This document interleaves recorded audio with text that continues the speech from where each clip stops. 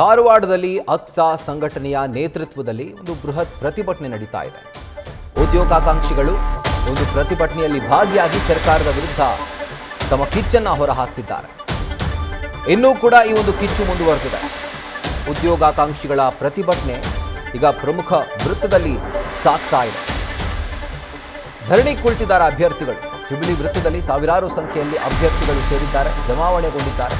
ಅಲ್ಲಿ ಪ್ರತಿಭಟನೆಯನ್ನ ಮಾಡ್ತಿದ್ದಾರೆ. ನೋಟಿಫಿಕೇಶನ್ ಆಗೋವರೆಗೂ ಕೂಡ ನಾವು ಈ ಹೋರಾಟವನ್ನು ಕೈ ಬಿಡಲ್ಲ ಅಂತ ಹೇಳಿ ಬಿಗಿ ಪಟ್ಟನ್ನು ಹಾಕಿದ್ದಾರೆ. ರಸ್ತೆ ಬಂದ್ ಮಾಡಿ ತಮ್ಮ ಆಕ್ರೋಶವನ್ನು ಈಗ ವ್ಯಕ್ತಪಡಿಸ್ತಾ ಇದ್ದಾರೆ.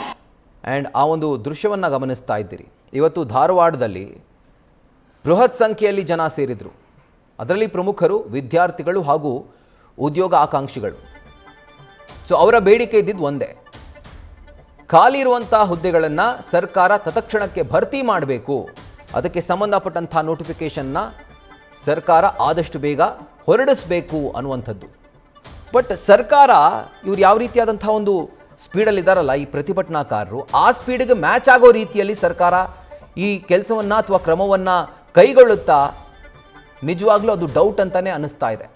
ಕಾರಣ ಏನು ಅಂತಂದರೆ, ನೋಟಿಫಿಕೇಷನ್ ಆಗೋವರೆಗೂ ನಾವು ಈ ಪ್ರತಿಭಟನೆಯನ್ನು ಕೈ ಬಿಡಲ್ಲ, ಈ ಬೃಹತ್ ಪ್ರತಿಭಟನೆ ಮುಂದುವರಿಯುತ್ತೆ ಅನ್ನುವಂಥ ಎಚ್ಚರಿಕೆಯನ್ನು ಈಗ ಅಲ್ಲಿ ಪ್ರತಿಭಟನೆ ಮಾಡ್ತಿರುವಂಥ ವಿದ್ಯಾರ್ಥಿಗಳು ಉದ್ಯೋಗ ಆಕಾಂಕ್ಷಿಗಳು ಕೊಡ್ತಾ ಇದ್ದಾರೆ. ಆದರೆ ಸರ್ಕಾರಕ್ಕೆ ಈ ಕೂಗು ಕೇಳಿಸಿ ನಂತರ ತಾನು ಅವಲೋಕಿಸಿ ಅದಾದ ಮೇಲೆ ನೋಟಿಫಿಕೇಷನನ್ನು ಬಿಡುಗಡೆ ಮಾಡುವಂಥದ್ದು ಬಹುಶಃ ಇವತ್ತು ನಾಳೆಯಲ್ಲಿ ಆಗುವಂಥ ಕೆಲಸ ಅಲ್ಲ ಅದು. ಬಟ್ ಈಗ ಸದ್ಯಕ್ಕೆ ಅವರ ಬೇಡಿಕೆ ಇರುವಂಥದ್ದು, ಯಾವೆಲ್ಲ ಖಾಲಿ ಹುದ್ದೆಗಳಿದ್ದಾವೋ ಅದನ್ನು ತತ್ಕ್ಷಣಕ್ಕೆ ಸರ್ಕಾರ ಭರ್ತಿ ಮಾಡಬೇಕು.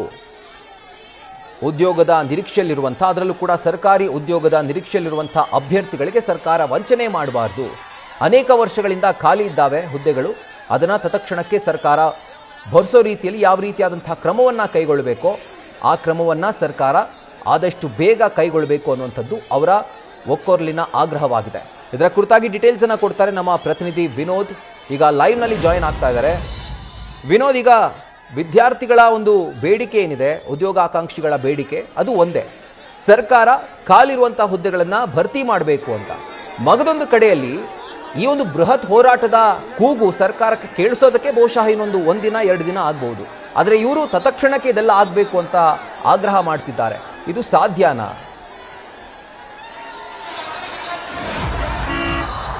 ಈಗಾಗಲೇ ಏನು ಬೆಳಗ್ಗೆಯಿಂದಲೇ ಉದ್ಯೋಗ ಆಕಾಂಕ್ಷಿಗಳ ಒಂದು ಪ್ರತಿಭಟನೆ ಕಾವು ಈಗಾಗಲೇ ಏನು ಮುಟ್ಟಿರುವಂಥದ್ದು, ರಾಜಕೀಯ ಏನು ಮುಖಂಡರಿಗೆ ಆಗಿರ್ಬೋದು, ನಾಯಕರಿಗೆ ಆಗಿರ್ಬೋದು, ಅಥವಾ ಸಂಪೂರ್ಣವಾಗಿ ಎಲ್ಲರೂ ಕೂಡ ಮುಟ್ಟಿರುವಂಥದ್ದು. ಯಾಕಪ್ಪ ಅಂತ ನೋಡ್ತಾ ಹೋದರೆ ಬೃಹತ್ ಪ್ರಮಾಣದಲ್ಲಿ ಈ ಪ್ರತಿಭಟನೆ ಧಾರವಾಡದಲ್ಲಿ ಆರಂಭವಾಗಿರುವಂಥದ್ದು. ಸಾವಿರಾರು ಸಂಖ್ಯೆಯಲ್ಲಿ ಏನು ಉದ್ಯೋಗ ಆಕಾಂಕ್ಷಿಗಳು ಈಗಾಗಲೇ ಧಾರವಾಡದಲ್ಲಿರುವಂಥದ್ದು. ಕೇವಲ ಬರೀ ಧಾರವಾಡದಲ್ಲಿರುವಂಥವ್ರಷ್ಟೇ ಅಲ್ಲ, ಉತ್ತರ ಕರ್ನಾಟಕ ಸೇರಿದಂತೆ ಹಲವು ಭಾಗಗಳಿಂದ ಸಾವಿರಾರು ಸಂಖ್ಯೆಯಲ್ಲಿ ಈಗಾಗಲೇ ಧಾರವಾಡಕ್ಕೆ ಉದ್ಯೋಗಾಕಾಂಕ್ಷಿಗಳು ಬಂದಿರುವಂಥದ್ದು. ಈಗಾಗಲೇ ನಾವು ಧಾರವಾಡದ ಜುಬ್ಲಿ ವೃತ್ತದಲ್ಲಿರುವಂಥದ್ದು.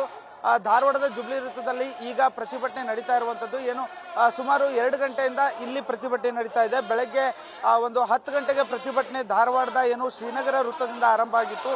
ಅಲ್ಲಿಂದ ಕೂಡ ಶ್ರೀನಗರ ವೃತ್ತದಿಂದ ಏನು ಜಯನಗರ ಸೇರಿದಂತೆ ಏನು KCD ವೃತ್ತ ಆಗಿರ್ಬೋದು, ಅಲ್ಲಿಂದ ನೇರವಾಗಿ ಈ ಒಂದು ಪ್ರತಿಭಟನೆ ಈಗ ಜುಬ್ಲಿ ವೃತ್ತಕ್ಕೆ ಬಂದಿರುವಂಥದ್ದು. ಇದು ಧಾರವಾಡದ ಪ್ರಮುಖ ವೃತ್ತ. ಈ ವೃತ್ತದಲ್ಲಿ ಸಂಪೂರ್ಣವಾಗಿ ಏನು ಸಾವಿರಾರು ಸಂಖ್ಯೆಯಲ್ಲಿ ಬಂದಂಥ ಉದ್ಯೋಗಾಕಾಂಕ್ಷಿಗಳು ಈಗಾಗಲೇ ಧರಣಿಗೆ ಕೂತು ಪ್ರತಿಭಟನೆಯನ್ನು ಮಾಡ್ತಾ ಇರುವಂಥದ್ದು.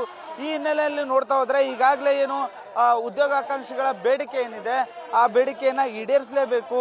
ಆ ಬೇಡಿಕೆಯನ್ನು ಈಡೇರಿಸದೆ ಹೋದರೆ ನಾವೀಗ ಇಲ್ಲಿಂದ ಕದಲೋದಿಲ್ಲ ಅನ್ನೋ ಮಾತನ್ನು ಕೂಡ ಈಗಾಗಲೇ ಏನು ಪ್ರತಿಭಟನಾಕಾರರು ಹೇಳ್ತಾ ಇರುವಂಥದ್ದು. ಸರ್ಕಾರದಿಂದ ನೋಟಿಫಿಕೇಶನ್ ಆಗಲೇಬೇಕು, ಅದಾದಾಗ ಮಾತ್ರ ನಾವು ಇಲ್ಲಿಂದ ಹೇಳೋದು, ಇಲ್ಲ ಅಂತಂದರೆ ಹೇಳೋದಿಲ್ಲ ಅನ್ನೋ ಮಾತನ್ನು ಕೂಡ ಆ ಒಂದು ಪಟ್ಟನ್ನು ಹಿಡ್ಕೊಂಡು ಈಗಾಗಲೇ ಕೂತಿರುವಂಥದ್ದು. ಈ ಹಿನ್ನೆಲೆಯಲ್ಲಿ ಈಗಾಗಲೇ ಧಾರವಾಡ ಜಿಲ್ಲಾಧಿಕಾರಿ ಕೂಡ ಸ್ನೇಹಲ್ ಈಗಾಗಲೇ ಬಂದಿರುವಂಥದ್ದು. ಏನು ಪ್ರತಿಭಟನಾಕಾರರ ಮನವನ್ನು ಒಲಿಸುವಂಥ ಪ್ರಯತ್ನ ಕೂಡ ಈಗಾಗಲೇ ಜಿಲ್ಲಾಧಿಕಾರಿ ಮಾಡ್ತಾ ಇರುವಂಥದ್ದು. ಈ ಎಲ್ಲದರ ನಡುವೆ ಪ್ರತಿಭಟನೆ ನಡುವೆ ಏನು BJPಗೆ ಪ್ರತಿಭಟನೆಗೆ ಅನುಮತಿ ಏನು ಕೊಟ್ಟಿತ್ತು ಪೊಲೀಸ್ ಇಲಾಖೆಯಿಂದ, ಆದರೆ ಉದ್ಯೋಗಾಕಾಂಕ್ಷಿಗಳ ಪ್ರತಿಭಟನೆಗೆ ಪೊಲೀಸ್ ಇಲಾಖೆ ಅನುಮತಿಯನ್ನು ಕೊಟ್ಟಿರಲಿಲ್ಲ. ಈ ಹಿನ್ನೆಲೆಯಲ್ಲಿ ಏನು BJP ಪ್ರತಿಭಟನೆ ಆರಂಭ ಮಾಡೋದಕ್ಕಿಂತ ಮುಂಚೆನೇ ಉದ್ಯೋಗಾಕಾಂಕ್ಷಿಗಳು ಪ್ರತಿಭಟನೆಗೆ ಇಳಿದಿದ್ರು. ಇದರಿಂದ ಸ್ವಲ್ಪ ಏನು ಪೊಲೀಸ್ ಇಲಾಖೆಯು ಕೂಡ ಸಾಕಷ್ಟು ತೊಂದರೆ ಆಯಿತು, ಕಂಟ್ರೋಲ್ ಮಾಡೋದಕ್ಕೆ ಸಾಧ್ಯವೇ ಆಗಲಿಲ್ಲ ಅಂತ ಅನ್ಬೋದು. ಆ ಪ್ರತಿಭಟನೆಯಲ್ಲಿ ಏನು ಶ್ರೀನಗರ ವೃತ್ತದಿಂದ ಇಲ್ಲಿ ತನಕ ಬಂದಂಥ ಪ್ರತಿಭಟನೆಯಲ್ಲಿ ಎಷ್ಟೋ ಕಡೆಗಳಲ್ಲಿ CM ಆಗಿರ್ಬೋದು, DCM ಆಗಿರ್ಬೋದು, ಹಲವು ಸಚಿವರ ಭಾವಚಿತ್ರಗಳನ್ನ ಸುಟ್ಟು ಅದಕ್ಕೆ ಚಪ್ಪಲಿಯಿಂದ ಹೊಡೆದಿರುವಂಥ ದೃಶ್ಯಗಳು ಕಂಡು ಬಂದವು. ಅದರ ಮಧ್ಯದಲ್ಲಿ ಏನು ಈ ಪ್ರತಿಭಟನೆಗೆ ಸಾಥ್ ನೀಡೋಕೆ ಅಂತ BJP ನಾಯಕರು ಬಂದಿದ್ರು.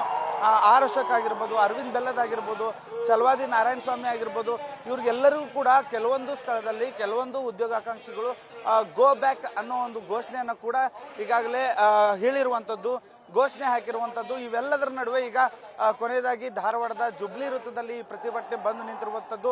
ಮನವೊಲಿಸುವಂಥ ಕೆಲಸವನ್ನ ಈಗಾಗಲೇ ಏನು ಜಿಲ್ಲಾಧಿಕಾರಿ ಸ್ನೇಹಲ್ ಕೂಡ ಮಾಡ್ತಾ ಇರುವಂಥದ್ದು. ಅದರೊಂದಿಗೆ ಏನು ಈ ಒಂದು ಪ್ರತಿಭಟನೆಯಲ್ಲಿ ಈಗ ಸದ್ಯಕ್ಕೆ ಕೂಡ ಧಾರವಾಡದ ಶಾಸಕರಾಗಿರುವಂಥ ಅರವಿಂದ್ ಬೆಲ್ಲದ್ ಕೂಡ ಭಾಗಿಯಾಗಿದ್ದಾರೆ. ಏನು ಉದ್ಯೋಗಾಕಾಂಕ್ಷಿಗಳ ಪರವಾಗಿ ಅವರು ಕೂಡ ನಾವು ನಿಲ್ತೇವೆ, ಎಲ್ಲಿ ತನಕ ಏನು ನೋಟಿಫಿಕೇಶನ್ ಆಗಲ್ಲ ಅಲ್ಲಿ ತನಕ ನಾನು ಕೂಡ ಪ್ರತಿಭಟನೆಯಲ್ಲಿ ಭಾಗಿಯಾಗ್ತೇನೆ, ಬಿಡುವುದಿಲ್ಲ ಅನ್ನೋ ಮಾತನ್ನು ಕೂಡ ಹೇಳಿರುವಂಥದ್ದು. ಅದ್ರ ಜೊತೆಗೆ ಏನು ಕಳೆದ 6 ತಿಂಗಳಲ್ಲಿ ಹೆಚ್ಚು ಕಡಿಮೆ 3 ರಿಂದ 4 ಪ್ರತಿಭಟನೆಯನ್ನ ಮಾಡಿರುವಂಥದ್ದು ಉದ್ಯೋಗಾಕಾಂಕ್ಷಿಗಳು, ಅದು ಕೂಡ ಬೃಹತ್ ಪ್ರಮಾಣದಲ್ಲಿ ಮಾಡಿದ್ದಾರೆ. ಇದೆಲ್ಲ ಆದರೂ ಕೂಡ ಸರ್ಕಾರಕ್ಕೆ ಇನ್ನೂ ಬಿಸಿ ಮುಟ್ಟಿಲ್ಲ ಅಂತಂದ್ರೆ ಮುಂದಿನ ದಿನಗಳಲ್ಲಿ ಇದಕ್ಕಿಂತ ದೊಡ್ಡ ಹೋರಾಟವನ್ನ ಮಾಡ್ತೇವೆ. ಈಗ ಏನು ಪ್ರತಿಭಟನಾ ಸ್ಥಳಕ್ಕೆ ಒಳಗಡೆ ಹೋಗುವಂತ ಪ್ರಯತ್ನವನ್ನ ಮಾಡ್ತೇನೆ, ಯಾಕಂತಂದ್ರೆ ಕೂಡಲೇ ನೋಟಿಫಿಕೇಶನ್ ಆಗಬೇಕು ಅಂತಂದ್ರೆ ಅದು ಸಾಧ್ಯವಾಗದಂತ ಮಾತು. ಯಾಕಂತಂದ್ರೆ ಇದುವರೆಗೆ ಯಾವುದೇ ಒಬ್ಬ ರಾಜಕಾರಣಿಗಳು ಕೂಡ ಏನು ಸಚಿವರು MLAಗಳು ಅಧಿಕಾರದಲ್ಲಿದ್ದಂಥ ಆಡಳಿತಾರೂಢ ಯಾವೊಬ್ರು ಕೂಡ ಇಲ್ಲಿವರೆಗೂ ಸ್ಥಳಕ್ಕೆ ಬಂದಿಲ್ಲ. ಅದನ್ನು ಹೊರತುಪಡಿಸಿ ಈಗಾಗಲೇ ಏನು ಧಾರವಾಡ ಜಿಲ್ಲಾಧಿಕಾರಿಗಳು ಮಾತ್ರ ಇಲ್ಲಿಗೆ ಬಂದಿರುವಂಥದ್ದು, ಅದು ಕೂಡ ಮನವೊಲಿಸುವಂತ ಕೆಲಸವನ್ನ ಕೂಡ ಮಾಡ್ತಾ ಇರುವಂಥದ್ದು. ಈ ಹಿನ್ನೆಲೆಯಲ್ಲಿ ಈಗ ಸಾಕಷ್ಟು ಉದ್ಯೋಗಾಕಾಂಕ್ಷಿಗಳು ಕೂಡ ಇಲ್ಲ ಪ್ರತಿಭಟನೆಗೆ ಭಾಗಿಯಾಗಿರುವಂಥದ್ದು. ಈಗ ನಾವು ದೃಶ್ಯಗಳಲ್ಲಿ ನೋಡ್ತಾ ಇರ್ಬೋದು ಯಾವ ರೀತಿಯಾಗಿ ಏನು ಉದ್ಯೋಗಾಕಾಂಕ್ಷಿಗಳ ಪ್ರತಿಭಟನೆ ಮುಟ್ಟಿರುವಂಥದ್ದು ಅಂತ. ಈಗ ಏನು ಇದು ಪ್ರಮುಖ ವೃತ್ತ, ಧಾರವಾಡದ ಪ್ರಮುಖ ವೃತ್ತ ಆಗಿರುವಂಥದ್ದು. ಈ ಒಂದು ವೃತ್ತದಲ್ಲಿ ಸಾಕಷ್ಟು ಜನದಟ್ಟಣೆ ಇರುತ್ತೆ, ಹೀಗಾಗಿ ಏನು ಸಾಕಷ್ಟು ಜನದಟ್ಟಣೆ ಕೂಡ ಇರುತ್ತೆ. ಆದರೂ ಕೂಡ ಇದರ ಎಲ್ಲದರ ನಡುವೆ ಈಗಾಗಲೇ ಸಾಕಷ್ಟು ಏನು ಸಂಚಾರ ಕೂಡ ಅಸ್ತವ್ಯಸ್ತ ಆಗಿರುವಂಥದ್ದು. ಅದರ ಮಧ್ಯೆ ಈಗಾಗಲೇ ವಿದ್ಯಾರ್ಥಿಗಳು ಕೂಡ ಪ್ರತಿಭಟನೆಯನ್ನು ನಡೆಸ್ತಾ ಇರುವಂಥದ್ದು. ವಿದ್ಯಾರ್ಥಿಗಳ ಜೊತೆ ಮಾತನಾಡಿಸುವಂತ ಪ್ರಯತ್ನವನ್ನು ಮಾಡೋಣ. ಅಣ್ಣ, ಈಗ ಪ್ರತಿಭಟನೆ ಕುತ್ಕೊಂಡಿದ್ರಿ, ನಿಮ್ದು ಬೇಡಿಕೆ ಹೆಂಗ ಏನ ಅಂತೇಳಿ ಬರ್ರಿ, ಒಂದ್ ಸ್ವಲ್ಪ ಮುಂದೆ ಬರ್ರಿ.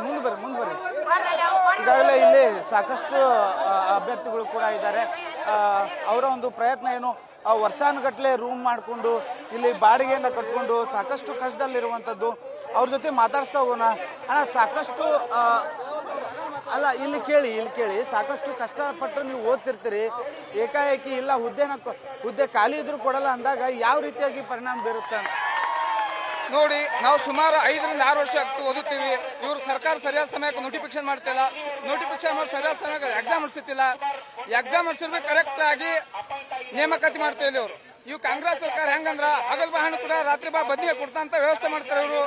ಈ ಸರ್ಕಾರದಿಂದ ಯುವಕರ ಬಾಳು ಸರ್ವನಾಶ ಆಗುತ್ತದ. ತಮ್ಮ ಅಧಿಕಾರಕ್ಕೋಸ್ಕರ ತಮ್ಮ ಆಡಳಿತ ಇವತ್ತ ಶಶಿಕುಮಾರ್ ಅಡ್ವೊಕೇಟ್ ಜನರಲ್ ಏನ್ ಮಾಡ್ತಾನ, ಆತನ ಮೂಢ ಹಗರಣ ಬಂದಾಗ ರಾತ್ರಿ 2 ಗಂಟೆಗೆ 12 ಗಂಟೆಗೆ ಹೋಗಿ ಅಟೆಂಡ್ ಆಗ್ತಾನೆ ಕೋರ್ಟಿಗ. ನಮ್ಮ ಕೇಸ್ ಬಂದಾಗ ಅವ ಅಟೆಂಡ್ ಆಗುದಿಲ್ಲ.